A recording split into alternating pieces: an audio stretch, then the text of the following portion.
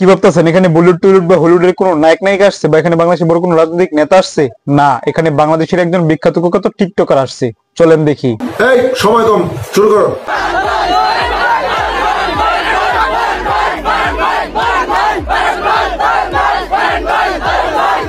এখানে যা দেখতেছেন সব আমাদের ভালোবাসার মানুষ।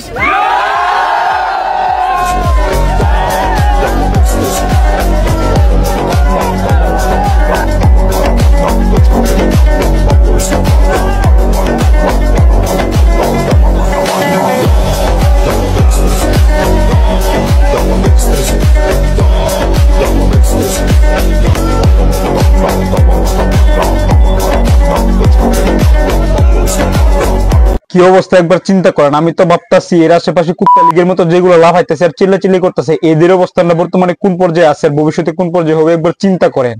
আরে এরা কারা, কোত্থেকে এলো? ফারুন ভাই তো ফারুন ভাই, ফারুন ভাই কি অবস্থা? কি অবস্থা? ভাই কি গ্রুপ করছেন ভাই? যে জয়েন হইতেছে তার ভিডিও মিলিয়ন মিলিয়ন ভিউজ আসতেছে। এটা তো মোবাইল আছে ভাই।